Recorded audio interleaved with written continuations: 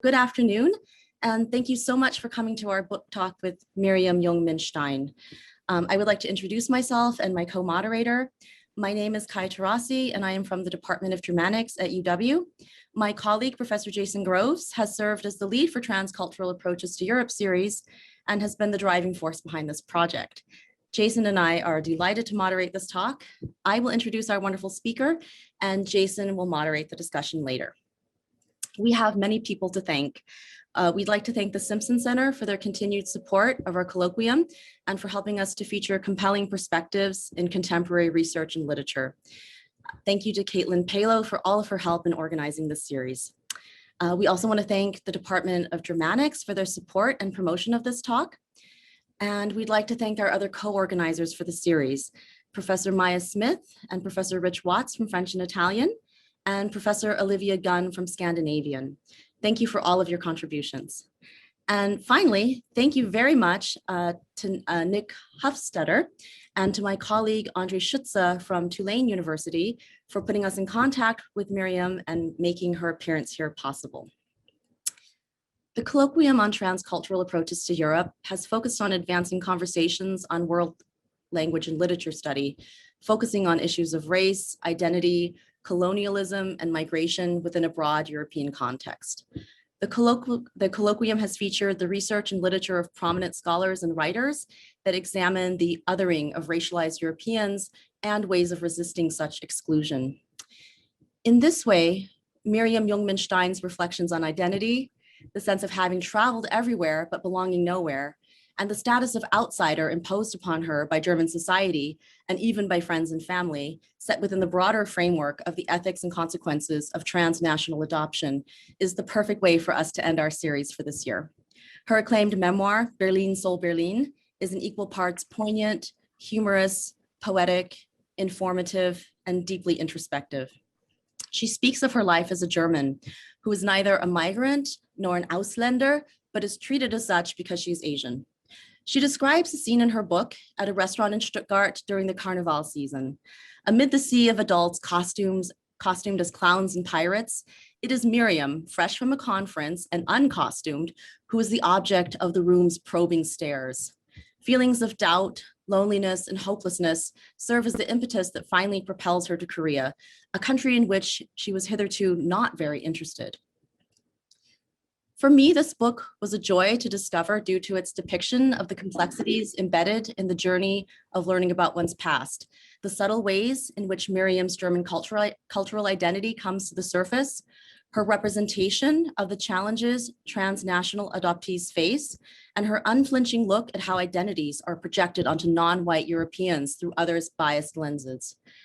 The text Berlin, Seoul, Berlin will have an important impact on the curriculum of our program, as it will serve as a key component of an undergraduate seminar I'm developing, as well as for our department's Summer in Berlin Study Abroad program. Our affiliate faculty, Andre Schutze, recently included this book in his Tulane seminar, Transcultural Approaches to Germany, with great success. And it's clear that the issues that Miriam grapples with resonate strongly with our students. So we are so lucky to have her here with us today, and I am so thrilled to introduce today's speaker, Miriam Stein. Miriam was born in Daegu, South Korea, and was adopted as a baby by a German Baptist family. She experienced a quote unquote quite normal German childhood growing up in Osnabrück, but soon left this small town to embrace a new path as a world traveler. In high school, she studied at the Duke Ellington School of the Arts in Washington, D.C., and would later focus on dramatic writing at the Tisch School of Arts in New York City. She also worked as a journalist in London and Cologne.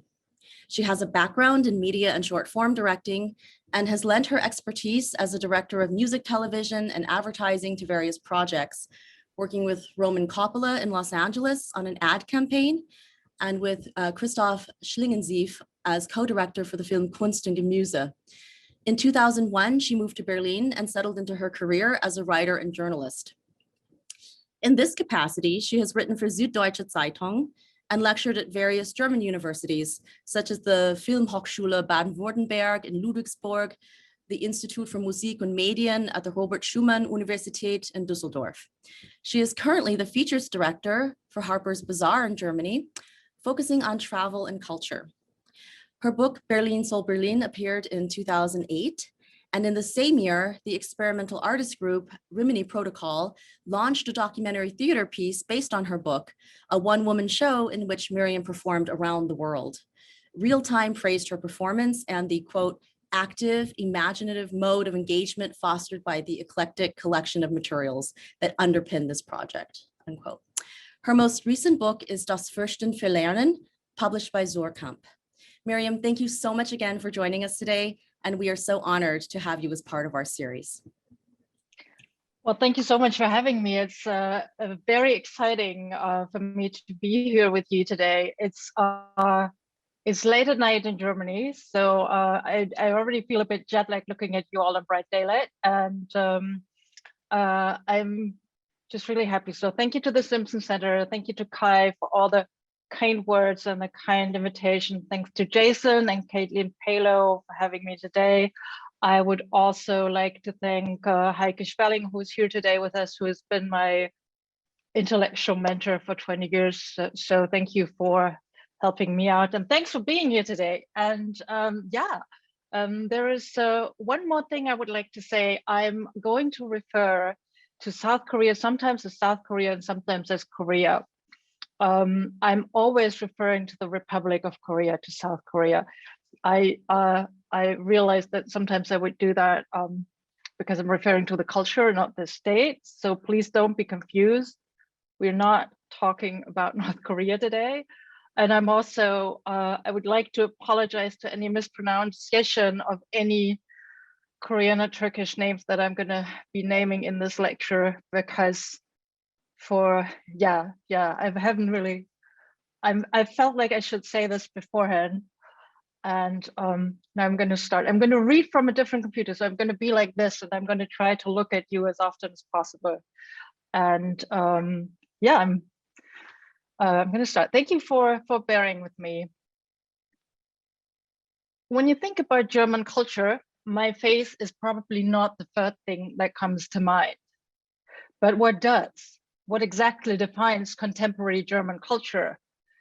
For this talk, I did a quick private survey among friends, and I got a lot of ums and ahs in return, and a lot of long silences. And then, in no particular order, engineering, cars, BioNTech, that's the German biochemical company that developed the very first corona vaccine, which you guys probably know as the Pfizer vaccine. Christianity, secularism, football, which we mean, soccer, punctuality, reliability, then the legacy of Goethe, Schiller, and Barth, the high culture lot, and the legacy of Hegel, Kant, the Frankfurt School, the philosophical lot. And then, let me think about that one some more and come back later. Or nothing at all, if that's possible. Germans, for some reason, seem to be strangely reluctant to define our very own culture. I realize that the younger my friend is, the easier it seems to get an answer out of that person, but the less of Goethe, Schiller, and the Frankfurt School will be mentioned. With the legacy of German culture still strongly defined by World War II, especially for my generation and older, it does seem hard to fathom. Sometimes it seems easier to look at something as abstract as Leitkultur, that's defining culture, from an outsider's perspective. So I asked some more friends, and this time I asked Freunde mit Migrationshintergrund, which translates into German friends with multicultural roots. They shot out answers: legacy of Goethe, Schiller, Hegel, and Kant, order, organization skills, reliability, Bild-Zeitung, that is Germany's largest tabloid, crazy bureaucracy, forms for everything that nobody understands, Protestantism. You see, that is due to Berlin's geography. There are no Catholics in Prussia. Things would be very different if I would speak to you from the south of Germany. Democracy, healthcare, welfare, good public schooling system, really excellent English skills in the general public population, bread rolls, curiosity, crazy hurtful rudeness on everyday interactions, really bad service, meaning like service in restaurants and public offices and stuff like that. strange fashion choices, and naked people on public beaches. The list would go on, so I'm going to cut here and tell you some more about literature. But before I will continue with my talk, I want to talk about the word Leitkultur for a second, because I love that word. It was originally coined by the German Syrian scholar Bassem Tibi in 1969. Tibi discussed Leitkultur for Europe based on democracy, laicism, enlightenment, human and civil rights. For Germany, he said, an own Leitkultur is needed by Germans because Germany's cultural heritage does not offer any identity to immigrants. You see, Leitkultur is a very precise word. Light, of course, means lead, but it's genuinely emotionless. So it feels very German to me, like Wurst or Volkswagen. Leitkultur itself has been misused ever since by people who literally intended the opposite of what Tibi originally meant. But the question he raises remains, does the German Kulturnation, as we say, culture nation, have any positions for immigrants today? What does German culture value as German culture in the contemporary sense? When Kai Terrasi invited me to do this talk, I was stunned and astonished and pleasantly surprised, especially when she told me that my book, Berlin, Seoul, Berlin, was read in German class as part of the German cultural canon. Wow. Which means if you do think about German culture and my face comes to mind, you're not entirely wrong at all. I'm going to go back a little. I started working on Berlin, Seoul, Berlin in 2005, which is now 16 years ago. That is a long time for me and for culture to catch up. Apart from Angela Merkel's chancellorship, which started 16 years ago and is still going, I would say that's also saying something about German culture, but I'm not going to go into that today. Back to my 16 years. 16 years ago, for example, I wasn't a mom yet. I really wanted to be a novelist, not a journalist, which I am today. And 16 years ago, a memoir was not considered as a work of literary art in Germany, especially not if it was written by a woman, a young woman. I traveled to Korea a year later in 2006 and started writing the book while I was there. I met my now husband in 2007. I finished the draft in that year, 2007, and it was published, like Kai said earlier, in 2008. And memoirs were still not considered as pieces of literary art, especially not by young women. As I said earlier, I was 31 at the time. And memoirs were considered as something that aging male writers would draft to complete their legacy. My legacy, especially at that time, was not as large yet. Well, it still isn't. I dealt with it with my young life extensively in Berlin, Seoul, Berlin. For those who haven't read it or haven't been in Kai's class, I'm going to recap it really quickly. I was born in South Korea in 1977. I was found on an intersection in the city of Daegu in July 1977. I was put in an orphanage and then a foster family before I was adopted to Germany in November 1977. I grew up in the Stein family with two biological older siblings in a city called Osnabrück, as Kai said. That's in Lower Saxony in the northwest of Germany. Osnabrück is a small university city close to the Dutch border. It is a European provincial middle-class city of Beamte, civil servants and family-owned small businesses. It is not a multicultural place. It is home to Gastarbeiters, immigrant workers, but in my childhood, they lived exclusively in three parts of the city, which my family did not socialize with or even visited. They were intentionally avoided, especially for any kind of schooling. Any ambitious German middle-class person would not let their children be schooled with Ausländerkindern, children of foreigners, because that would hurt their future chances of success. And yes, that was said out loud without any shame or remorse during my childhood. I grew up in a predominantly white Christian community. This meant two things. First of all, there were no other people of color whatsoever in our life, nor were there any cultural influences. Since I also did not grow up with any South Korean relatives or friends, I was raised 100% and uncompromisingly German. We had no friends from any other cultures, not even European ones. We had no, the children of British soldiers, there were a lot of British soldiers in Osnabrück. It was the largest military base outside of Great Britain. But that was like a parallel culture. We'd never interacted. If there were children of British soldiers in school, they were just as unwelcome, for example. When other cultures came into our lives, it was only in church as people who needed to be told of Jesus Christ and thus be baptized and Christianized. I remember my first pizza. That's no joke, because there was no ethnic food in Osnabrück in the 80s and early 90s. The first international restaurants opened were met, when the first international restaurants opened, they were met with suspicious by the local population. Is Chinese food really safe? I have written a whole episode about our first and only visit in Osnabrück's first Chinese restaurant in the book. It all ended with a waitress chatting to me in Chinese and me hiding under the table because I was so scared. I had no idea what she wanted from me. I did not understand, and I did not understand why she would address me in the first place. So I hid under the table, and my parents really did not like the food. So that was the episode with the Chinese restaurant.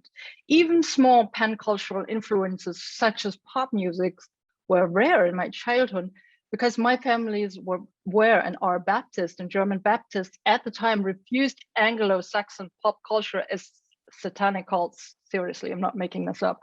We were only allowed to listen to German and sometimes American faith-based music, German nonfiction, kids TV, and educational novels. At my house, nobody read Goethe or Schiller, let alone Kant, Leibniz, Hegel, or Habermas. My family had no idea that the philosopher Georg Wilhelm Friedrich Hegel considered the pure German culture based on the ancient Greek philosophy as his Heimat, his home. Hegel, the father of the dialect method, is until this very day considered as one of the founding fathers of German cultural thinking. His 19th century Heimatkultur, home culture definition, did not consider any immigrants at all. An Asian face was considered as something very foreign in provincial West German culture, in everyday life as well as in my own home environment. As was the culture I was born into. My parents did not know anything about South Korea. They didn't even know the exact geographic location, nor the climate, cuisine, literature, movies, leave alone the language. I remember an event of Korean Kindertanzen, kids dancing, we once attended, which scared me. There was a cooking class afterwards. The Korean lady prepared japchae, which is a Korean noodle dish, which is really delicious and quite common at my house today. But back then, I only remember the really mushy consistency of the re-soaked dried mushrooms, which I've never seen, felt, or eaten in my life. So I was really irritated and I didn't like it. I did not feel the need to study German culture. And why would I? As long as I didn't look into a mirror, I felt 100% German and also very much at home in this culture. I would forget that I looked different unless somebody else told me, which happened frequently, obviously, in church, school, everywhere I went outside of my family's home. In the 70s, German social studies proclaimed a colorblindness, which sounds nice, but was still strongly rooted in what I would call best case naivety and worst case ignorance. To deny social racism when the structures of the law and social interactions were dominated by discrimination against non-Germans seems, well, from my point of view today, kind of adventurous. I'm going to circle back to Hegel for a second. Like I mentioned, he took his definitions of Heimatlichkeit, very German word, feeling of home, from the ancient Greek tradition. The Greeks, he writes, the Greeks' collective feeling of being at home in the world is they were feeling as they were each at home in their own bodies. So they were feeling at home in their culture as they were feeling in their own bodies. Again, foreignness or Fremdartigkeit had no position in Hegel's definition of home. Byung-Chul Han is a Korean scholar and philosopher. He teaches in Berlin, writes of the consequences of Hegel's definition of Heimat. European culture developed a self-sufficiency. It is content in itself without any so-called foreign influences, which is interesting. From a 21st century position, it seems almost funny to think that a nation that has been actively inviting working immigrants from Greece, Italy, Turkey, and yes, even South Korea to participate in the economic growth of young West Germany without even considering that their attendance will obviously influence, change, and even transform German culture along the way. It seems kind of arrogant to think that immigrants, workers can be transplanted into a society to do work and then transplanted out without a trace. Until the mid-80s, conservative politicians still thought the invited Gastarbeiters would just leave, literally just leave, and would not have to be integrated into German society. It also feels almost funny today that families thought they could participate into intercultural adoption of children as an act of goodwill and aid without at least considering that some parts of the children's origin culture must be dealt with and therefore will influence and even change German culture along the way. This phenomenon is obviously not exclusive to adoptees from South Korea, but to all of East and Southeast Asia, Africa, and Latin America. It also, though slightly different, as there are no racial aspects, applies to adoptees from former Eastern European states and the former USSR. It's good that it seems almost funny to me today, because it means that today there is at least some kind of acknowledgement in Western cultures that European culture may not be static. I didn't know any of that during my formative years. Back then, I decided I wouldn't let my phantom Asianness define me at all. I was young, savvy, and smart. I would immerse myself into an intercultural, cosmopolitan nowhere land of my own making. The Korean phase was a coincidence that had nothing to do with me. Spoiler alert, it didn't work. I'm glad I tried it though, because even today, some people are still would still claim that race or gender doesn't matter. I wish it was true, I really do. But from my own experience, wherever I went, my Koreanness and the confusion with my name, which sounds German Jewish, and my accent in the English language, what kind of accent is that? Where are you from? Would follow. To make sense of things, I decided that I had to finally go and visit Korea. In my book, I write about. I think that Miriam is having some problems with her connection. She said if that happens, it doesn't happen often, but that we should just hang tight and she's going to reboot and rejoin us. Hello? Okay, good. So sorry. I'm really sorry. This always happens in the wrong moments. I'm so sorry. Next time we're going to meet in person, then I won't be able to disappear. So I was talking about my friend Hye-Yoon and meeting her for the first time, right? So I thought she was a stalker because she wanted to come to Korea with me, although we just met. And of course, she wasn't a stalker. She was just a curious Korean lady interested in exploring the culture of her own country as well. Hye-Yoon is an artist married to a German, and they've been living in Stuttgart, in Germany, in the south of Germany for more than 20 years now. My reaction to her wanting to come to Korea with me is probably very German. I get that sometimes, that I feel caught. I felt caught last time while watching Lee Isaac Chung's movie Minari. It's from 2020. There is a scene in which Jacob, played by Stephen Yoon, see, there we go, Korean names, tells his arriving mother-in-law Sunya that Americans don't like sharing rooms like Koreans. Korean families traditionally sleep in one room together. I sympathize with that, but I definitely do not like sharing rooms. Until this day, I need my own space. I guess that's very German. There are lots of little manners that manifest my very German upbringing. When I arrived in Korea in 2006, I learned one thing very quickly. No matter what a person looks like, the key to culture and identity is language. The geographical soul didn't reject me at all. On the other hand, it took me back. I write in Berlin, so Berlin. Doch zunächst war ich blind vor Faszination, geblendet von Exotik, verführt vom Glitzern der Nacht. Und siehe da, bevor ich in die eigene Geschichte eintauchen konnte, passierte etwas Kurioses. So kommentarlos, wie es mich einst verbannte, so selbstverständlich nahm Korea mich zurück. For the moment, I drifted into fascination, dazzled by an exotic scenery, seduced by the neon sparkles of Seoul by night. Go figure. Before I even had the chance to dip into my personal history, something strange happened. Years ago, Korea banished me in silence, and now, without further comment, it took me back in. See what I did here? I tried a little literary translation. That was hard. Let me elaborate. It's with these little German words. I know some of you guys are German students, so I'm gonna go do a little nerding on German words here. The word kommentarlos translates into without a comment in English. But I literally didn't mean without a comment when I wrote that piece, because it doesn't seem active enough.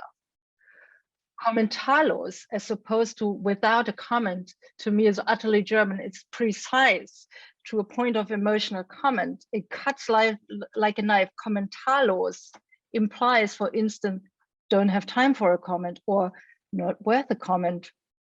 There isn't even a comment to omit. I translated Korea banished me in silence. I felt that the fact that the fact that in English nobody spoke seemed as precisely eerie as commentlessness, kommentarlos, in German. So when you translate your own text, it's obviously hard because you translate the subtext. I'm not sure if I would make a good literary translator, but I think it's interesting to see how this, Again, the key to culture is the language, not the face. The landscape, the scenery, of course, took me back in, but culture in Korea seemed to be kept from me by a strange and foreign language. I wrote in the book about a silly fantasy that my long lost Korean would magically come back to me once I set foot on the ground in Korea. Well, it didn't. German language, as I just said, is often precisely, like brutally precise, even on a daily basis. There are no kinds of and sort ofs and maybes as in everyday English. We use words such as kommentarlos, ausreichend, which means just enough. We have the word Hausordnung, which means rules of the house, but Ordnung does not translate into rule, but into order, which implies order with the rule. It kind of fuses the rule and the order together, which is very, very precise. German language is so precise that it puts things into places in a way it judges in itself. There is Heimat, homeland, we had that, and Fremde, strangers, but more precise, foreigners. The word stranger, to me, you can educate me if that's not correct. To me, the word stranger in English can embody something quite positive, like, hey, stranger, don't be a stranger, friend, But in German, a Fremder evokes always a threat. With a language that specific, any hybrids most certainly are having a hard time in Germany. Just ask queer people. Gay is fine, cis is fine, but queer, bi, pan, or let alone non-binary people that have no proper German words for are having a hard time in Germany. Anything too ambiguous seems to confuse the language and thus us. What is it? What is something that cannot be named? So what am I? I am most certainly some kind of a hybrid or a banana, yellow on the outside and white on the inside. By the way, I tried to research the origin of these disturbingly racist food metaphors for second generation children. You probably know all of them. The coconut that's brown on the outside and white on the inside. It's terrible, but no luck here. If anybody knows where these food metaphors come from, please educate me. I'd be really, really curious to know. So how do I phrase my heritage? German would probably work best and the most precise, but at the end of the day, denying my Koreanness has not done me any good in the past. It's literally stamped on my face. You know how German kids on the playground, that would see me and they would go like that? I don't know if you guys know that in America, but that's something that happens. It happens until the day. Now, even now that I'm grown up, that still happens. So no, there's no way to just deny that I'm Korean. So where are you really from has been a publicly discussed question in Germany. Is it rude or curious? Or is it simply another legacy of the German self-sufficiency that Byung-Chul Han talks about in relation to Hegel's Heimatsbegriff? The German language, of course, came up with a word. Deutsche mit asiatischem Migrationshintergrund is the correct term. It means German with Asian roots, except it doesn't. Migrationshintergrund does not translate into the English word roots. It means migrational background, which implies that your German person's ancestors migrated, in my case, from Asia, which isn't true, as you know now, because nobody migrated in my family. But if you think about it, it's actually not true of many. Like I said earlier, lots of immigrant workers were invited by the German government. They hardly migrated. They were invited and stayed. That's a big difference to me. But a term like German with invitational background would cause national confusion. You know, I actually use Person mit Migrationshintergrund to describe myself. It's convenient. I don't love the word, who does, but a word is better than the constant explanation.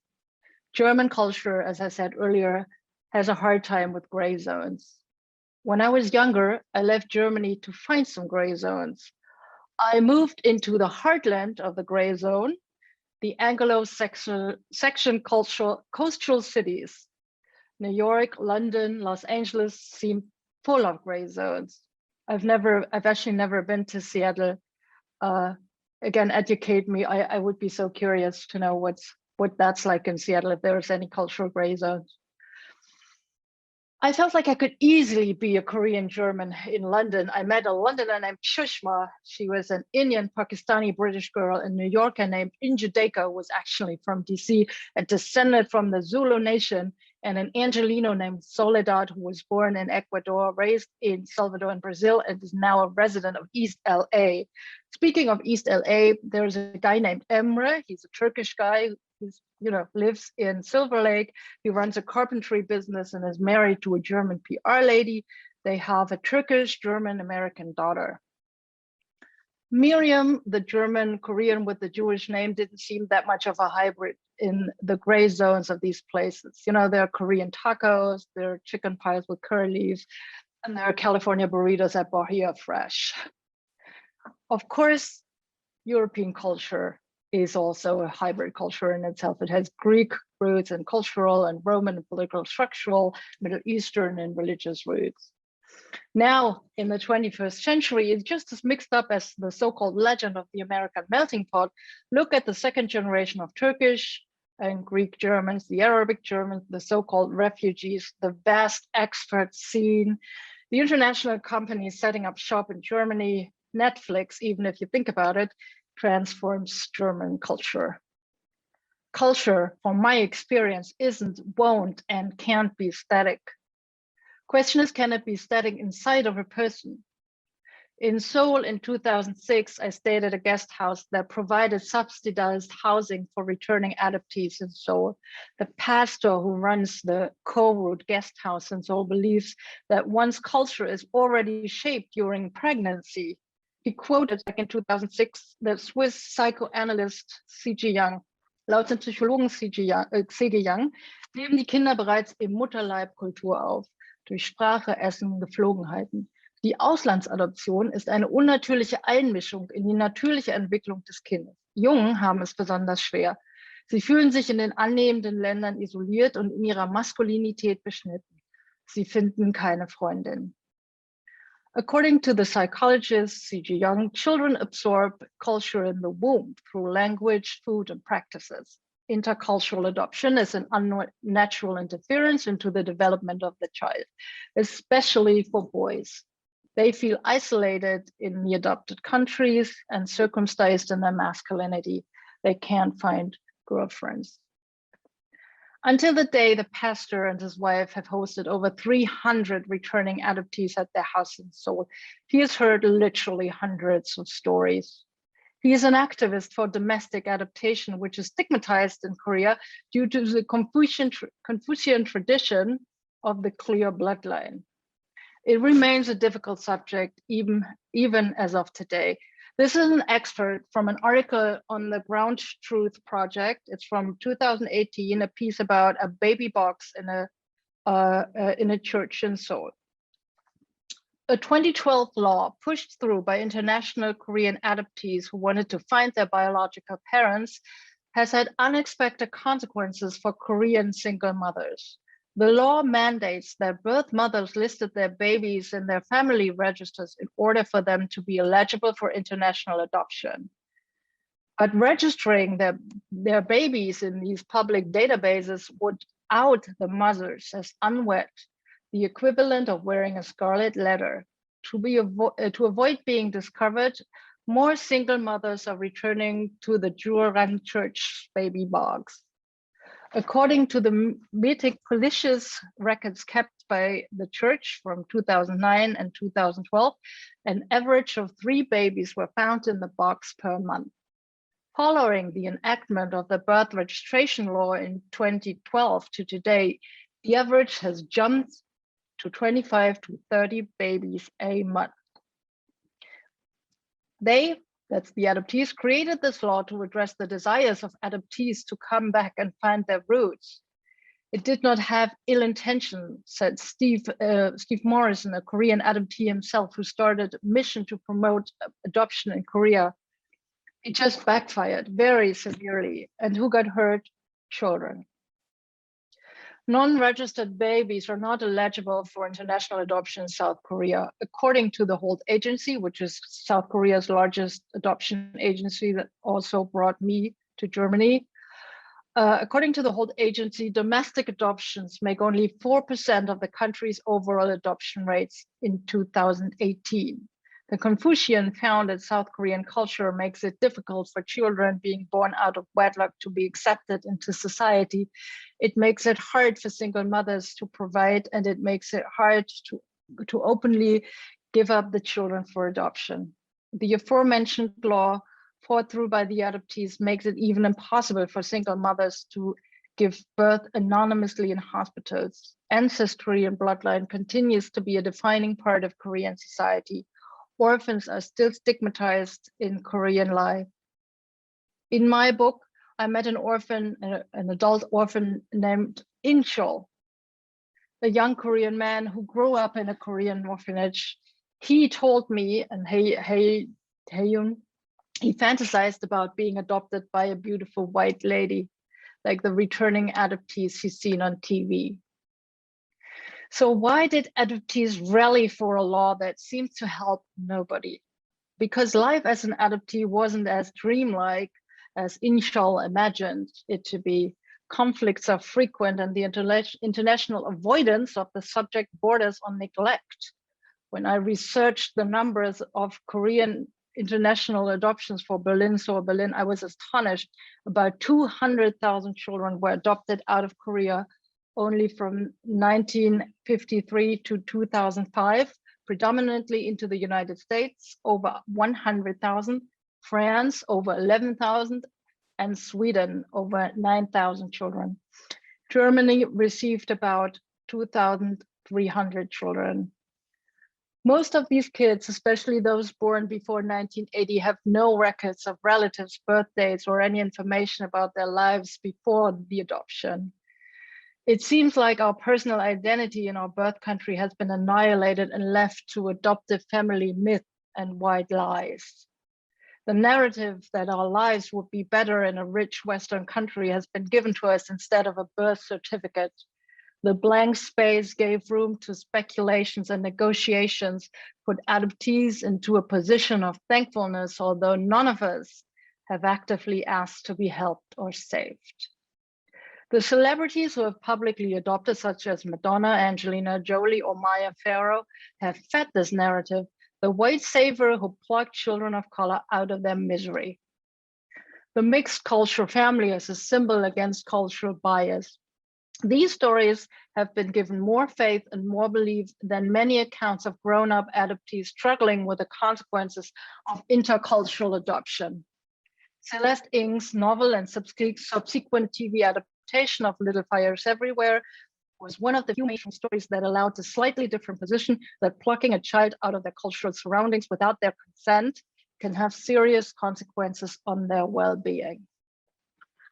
In Korea itself, international adoption seems to be considered as something negative and bad. I have researched that. The Swedish scholar and adoptee Tobias Hübinette writes about the conflicts of the adoptees in Comforting an Orphan Nation. This is from 2005. I'm also deeply skeptical towards Korea's essentialist and nationalistic attempts at making claims at and wanting to recover and re-Koreanize adoptees like myself, while I am at the same time strongly critical towards European assimilationism, which strips the adoptees of everything Korean, as well as American multiculturalism with its ethnic chic and Orientalist fetishism. So he's not into that. Let's look at science and research for a second while talking about researchers and scholars. Where do cultural studies place adoptees? There is a scholar named Richard H. Weil, and he coined adoptees as quiet migrants in the quiet migration from 1984. There's Aaron Siegel placed adoptees in 1993 in marginalized groups such as mail order brides and trafficking victims in his Atlas of International Migration. And Soon-Ho Park wrote in 1994 and 1995 about child migration. That's a term that was actually coined by the British Empire, children that were sent in overseas territories against their consent. A new wave of Korean adoptees in academia have broadened the discussion in the 21st century. Again, this is from Tobias Hübinette's Comforting of an Orphan Nation. Here, for the first time, adopted Koreans are considered active agents capable of creating their own social spaces and expressing their own authentic voices instead of being just valuable commodities of Korea's adoption program, grateful and privileged children of white elite families, or idolized and perfect assimilated adoptees in academic research.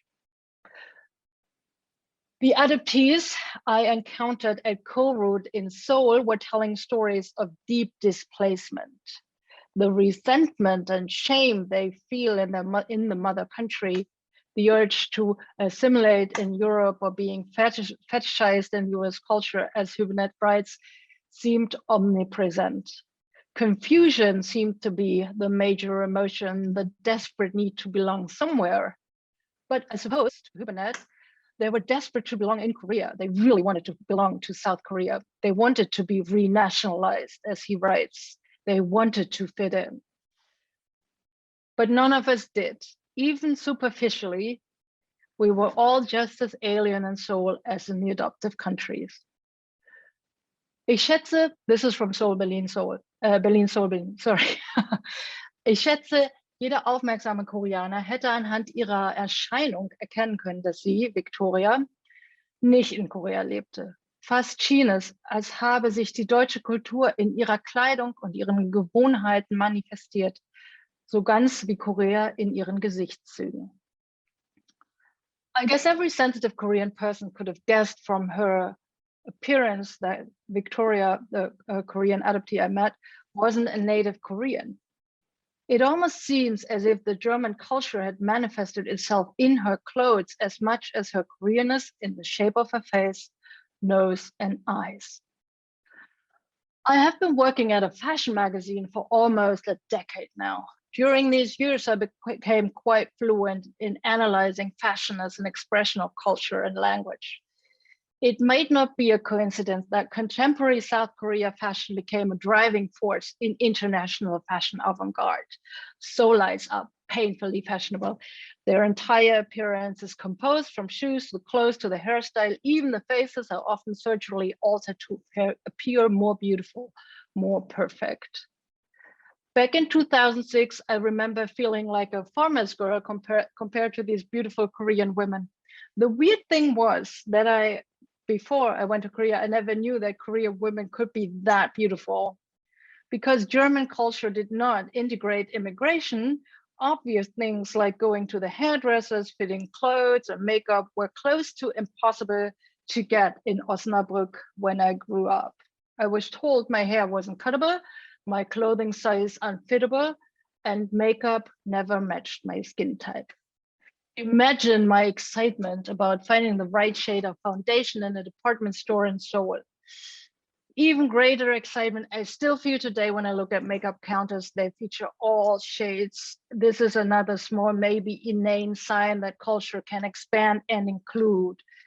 Back in the 90s when I grew up, there were only rose white, snow white, and bronze colors. In the oddies, brands like Bobbi Brown and MAC expanded their shades. Today, all large brands like Maybelline, L'Oreal Paris, and everybody offers shades for all ethnic skin types.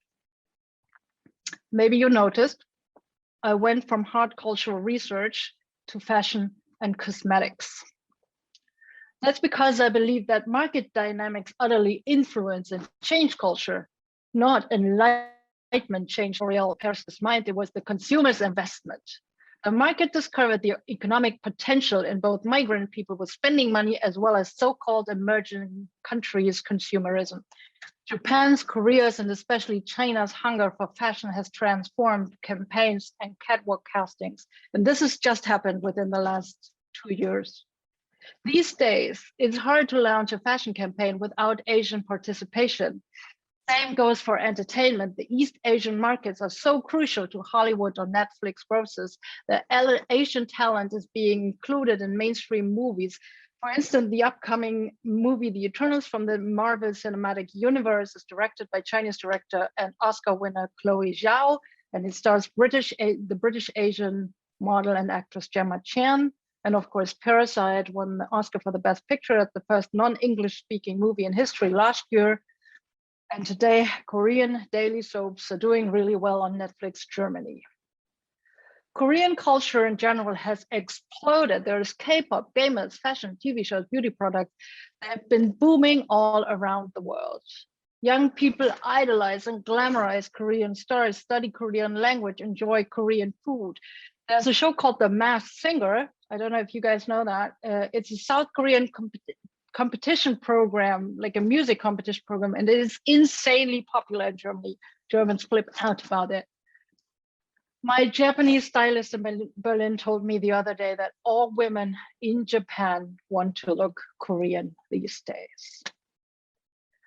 In Berlin, Seoul, Berlin, I wrote a chapter on my imaginary time travel to the year of my birth and abandonment.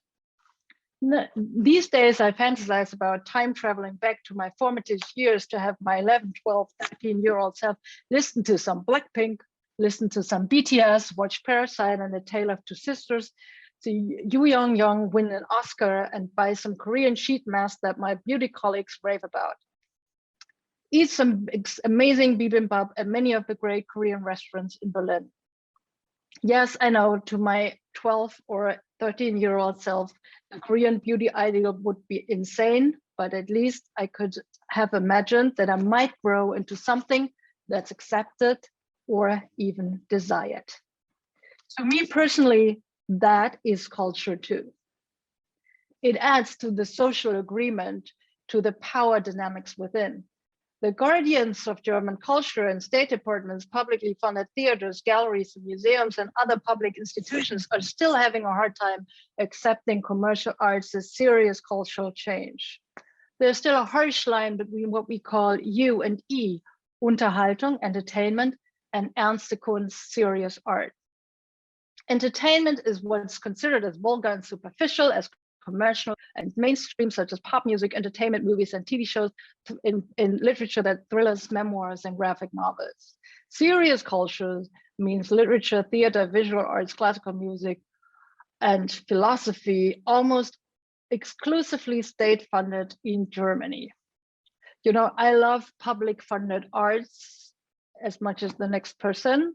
I should not be valued by sales, but denying the mainstream, which may include fashion, beauty, food, and sports, into the cultural canon, one might miss out the most inclusive developments of the past 20 years. High culture trends tends to be judged by 19th century rules. Remember Hegel? Arts can only be produced by white male single genius artists. It cannot be made by women, working class people, and people from overseas territories, as they were called in the 19th century.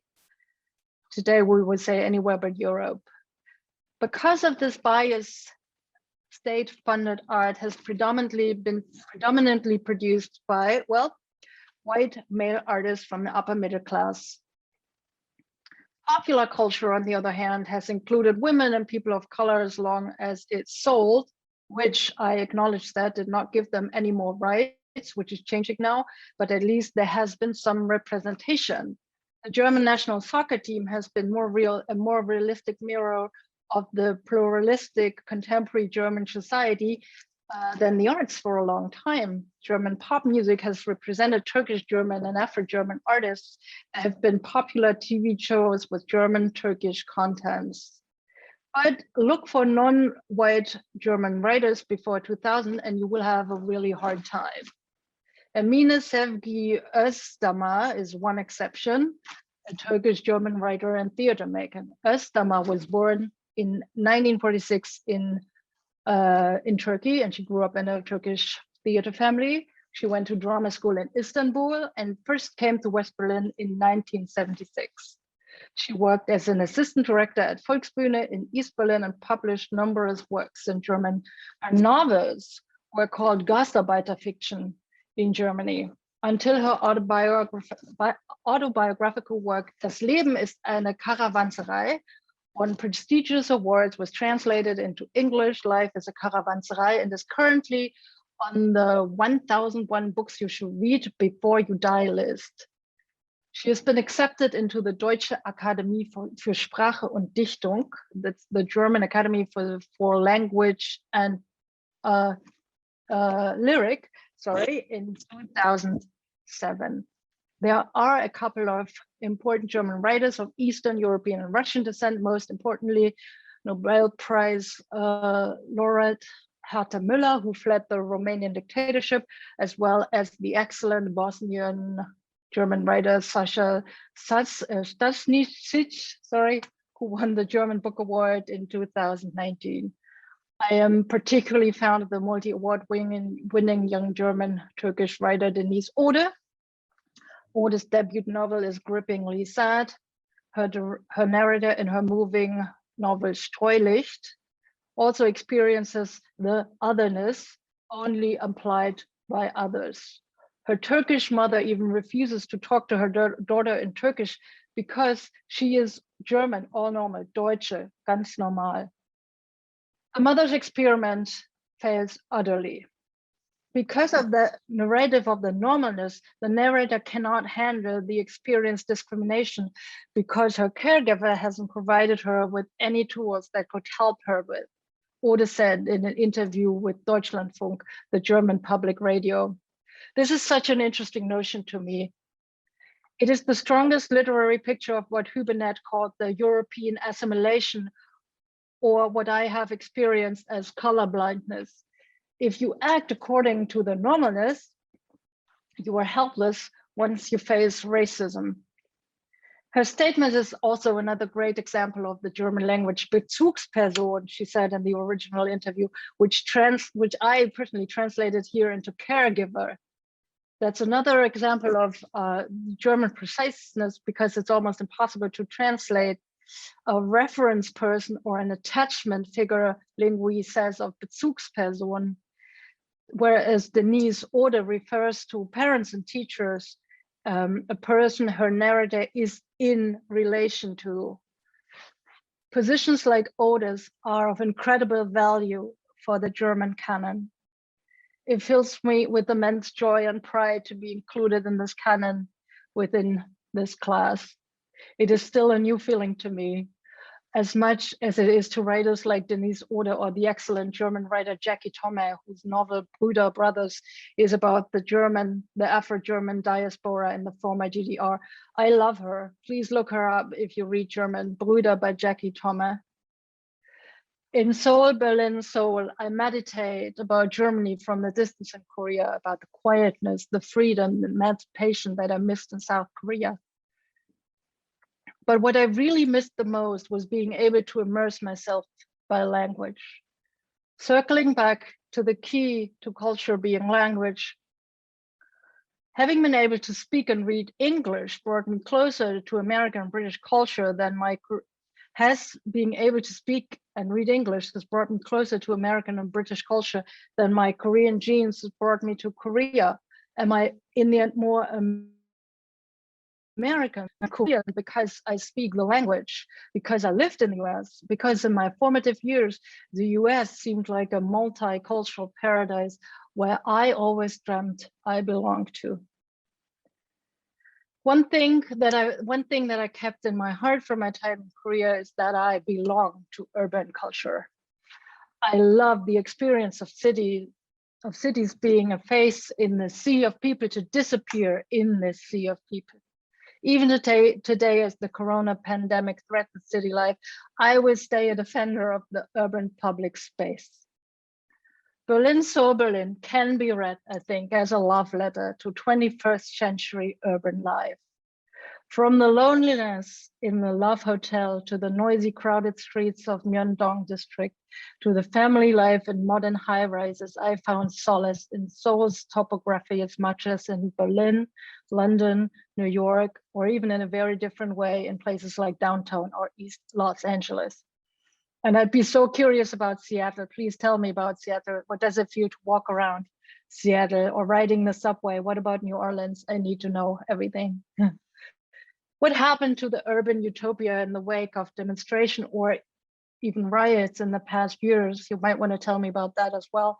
I witnessed a demonstration in South Korea, a country that has experienced military dictatorship, poverty, and a great massacre in the city of Gwangju in 1980 that a lot of people forgot about, where hundreds of student protesters were killed and thousands injured. How do you feel about the urban cultural promise and the multicultural urban cultural promise in the wake of 2020 and 2021? I would really want to know. Please tell me all about it. I wrote In Berlin, So Berlin about feeling lonely and displaced in my life as a kid in Germany, about being a hybrid in a society that demanded assimilation while questioning my right to. Slowly, change is coming. Memoirs are considered as a literary art form these days, and the buzziest novels of the first half of 2021 were written by an Indian German and a Palestine German woman. This is Mitu Sanyal's Identity and Ministerium der Träume by Hengame Yabuvifara. I'm sorry, I'm so bad with this. If you want to look this up, if you want to check these books out. German culture seems to catch up with its modest, most recent history. The need to value books, music, movies, theater, fashion, food, cosmetics, design, and even architecture by Germans with migrational background has been heard. Not just from the auteurs themselves, but from publishers, producers, museum directors, curators, and politicians, those in charge of who's getting published. Culture, after all, especially in its, I would call it conservative leaning European form, is also defined by power structures. Artists of color cannot be tokens of multiculturalism anymore. Nothing less but real participation in its administrational, political, and economic structures should be the goal. As for my personal history, I did not find out any more facts about me in South Korea. Question, would it have changed anything? I honestly don't know. My adoptive mother passed in 2016, and in the years before she passed, she was an amazing grandmother to my son. My journey to Korea is essential to the journey to becoming the person I am today, much more grounded, much more content, and not quite as lost as 16 years ago. As of lately, I started missing Korea like a phantom pain again.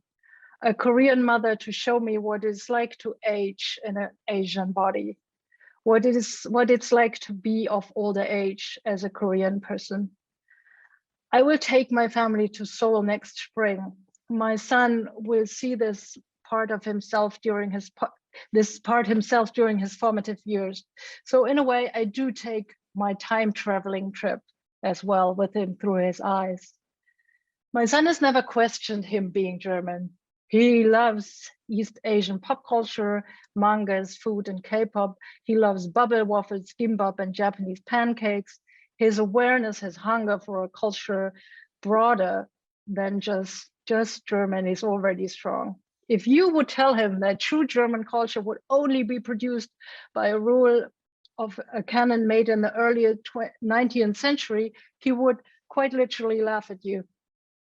I cannot wait to see him in Korea, see how he fits in, how he doesn't question whether he does or not. Thank you.